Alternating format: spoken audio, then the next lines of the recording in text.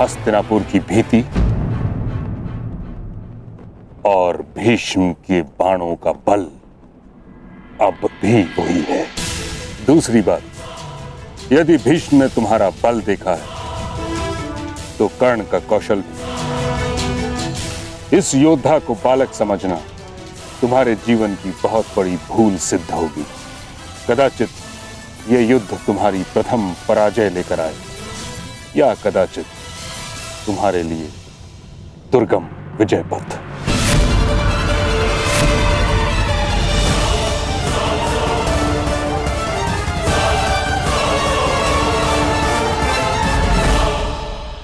कर्ण, यह कहने की आवश्यकता नहीं कि तुमने संसार के सबसे भीषण प्रतिद्वंदी को ललकारा है। युद्ध क्षेत्र के पास अंग की प्रजा भी है। विध्वंसक अस्त्र का प्रयोग उनको संकट में डाल सकता है जिनके लिए तुम युद्ध करने जा रहे हो। जरासंध की शक्ति उसकी आक्रामकता में है।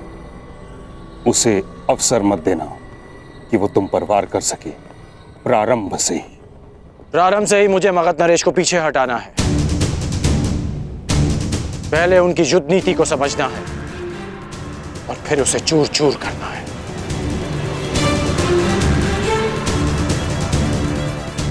आप भूल रहे हैं मामहीम कि हम दोनों एक ही गुरु के शिष्य हैं।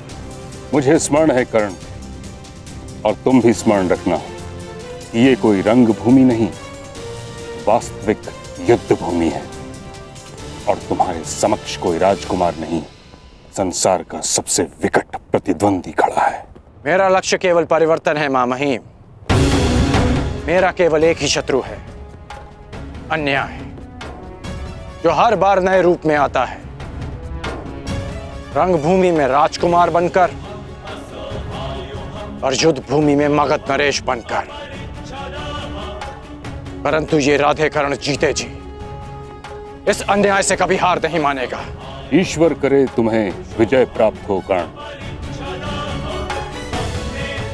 यदि तुम पराजित हुए तो मुझे स्वयं को युद्ध में सम्मिलित करना होगा, जिसका अर्थ है हस्तिनापुर को युद्ध की अग्नि में झोंकना।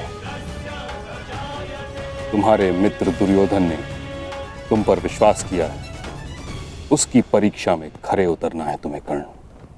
मैं वचन देता हूं मामहीम कि अपने मित्र के विश्वास की लाज रखूंगा।